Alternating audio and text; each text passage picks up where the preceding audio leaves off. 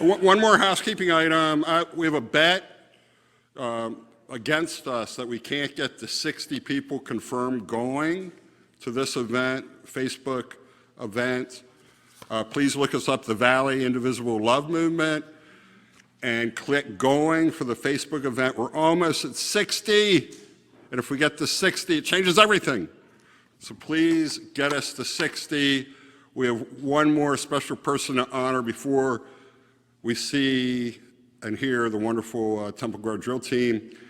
Ladies and gentlemen, this site is the home of a congressional representative from the 11th Congressional District in the 1800s, and his name was Charles Barnett, who was a contemporary of Thaddeus Stevens, who was just with us. And Charles Barnett was an abolitionist. You heard from the poverty abolitionists.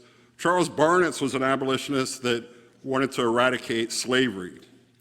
And he served one term in Congress, and he was very controversial in his day because he stood by his principles, he stood with his gut, and he stood with moral courage.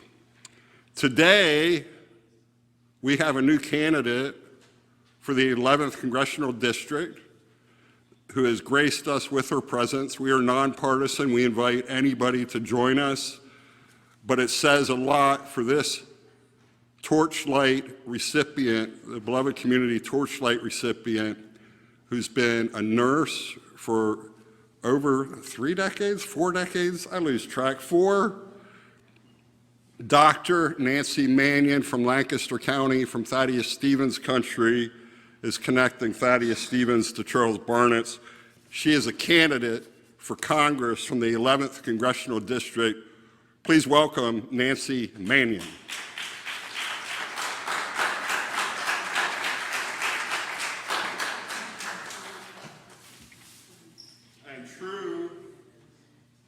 To our promise, you better come over here. True to our promise of honoring Torchlight, people that light the torches, this is a literal torch. It's been used since ancient Greece, ancient Rome, to light the way through darkness, to light processions toward healing, justice, and community.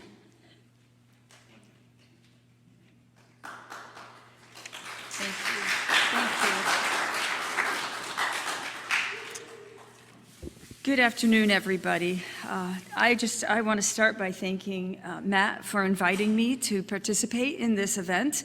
I've been a member of the Valley community since its early days. It was a place that I resonated with in what it spoke to and creating this sense of belonging among people who come from very different walks of life and very different backgrounds, but that it really was a place of healing and of comfort to people who didn't feel like they were seen or were heard. And so thank you, Matt, for all that you've done to be this beacon of light in what I think all of us feel at times some very dim days. So as Matt said, my name is Dr. Nancy Mannion. I am an international healthcare leader, and I am a registered nurse. And I'm running for the 11th Congressional District, which covers all of Lancaster County and the southern half of York County. So for some of you, you are in this district that I aim to represent. I want to give you a little background about why I'm running, and I have to go back to my parents. I grew up with parents who really embodied what I call being a servant leader, and particularly my father. He really set a splendid example for both my brothers and I about what it meant to be a good citizen. He was the person in our community that everyone turned to when there was a need. If there was a refugee family during the Vietnam War that needed to be resettled, let's call Joe because he'll know what to do. When there was clothing drives that needed to be organized in the community, my father was the person that was asked to be in charge of that. But he didn't just take on that responsibility, he also made sure that his children were with him. So while I was a school-aged person, I was in the church hall sorting out shoes and jackets and sweaters to be able to be distributed to those who had less than we did. And it was because of my father that I learned how to serve. And so it was sort of a natural extension of my values that I learned through my family that I became a nurse. My dad practiced tolerance and acceptance, and he expected the same of his children.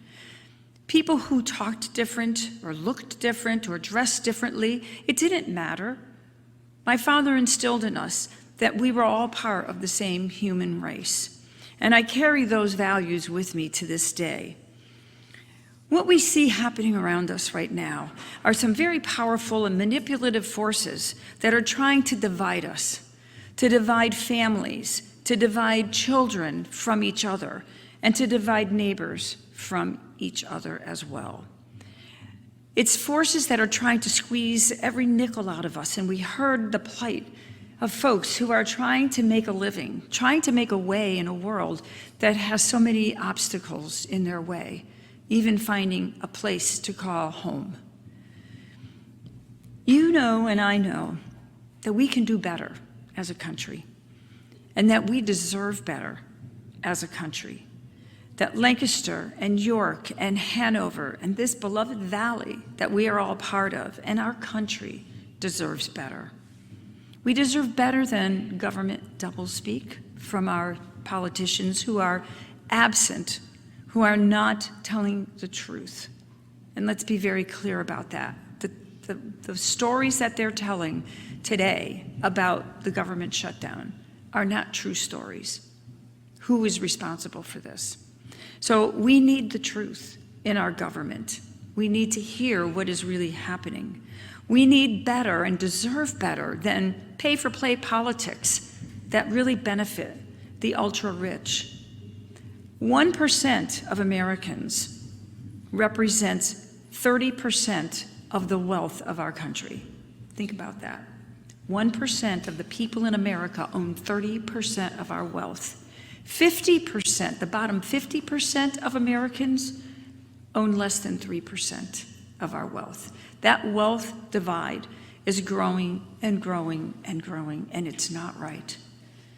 The budget bill that just passed, all of those draconian cuts that were put in place are why? Why are they taking from the people who need the most to give to those who have the most? I really sincerely doubt, and we heard this earlier, that Jeff Bezos is going to miss a couple $1 million in his, because if he had to pay a little more in taxes. But what would your school district do with a little bit of money? $1 million could mean a lot to a school district. So we deserve better than a government shutdown, hiring freezes, and a federal budget that robs us of our guaranteed health care, which is really a human right. Again, what we heard before.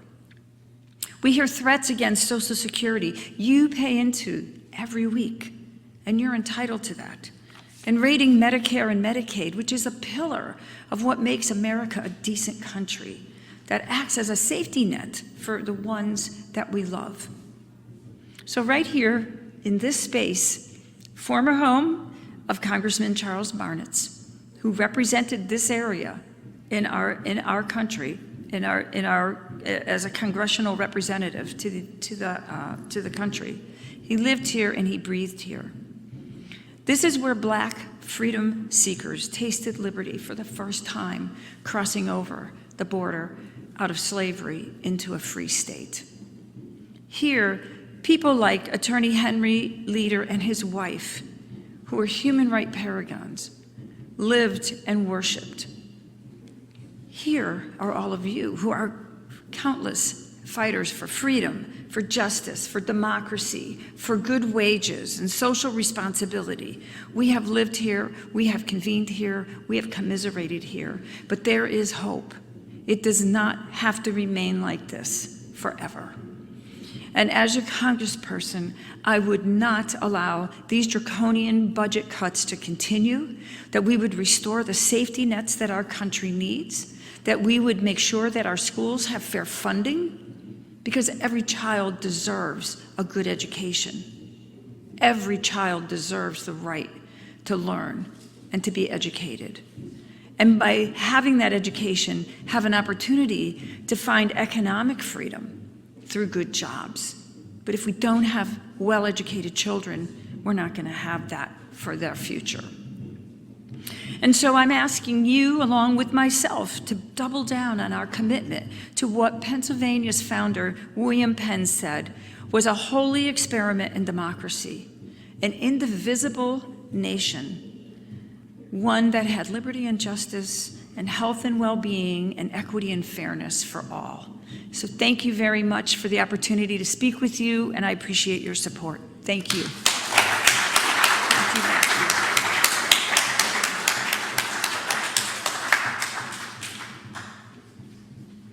Thank you so much, Nancy.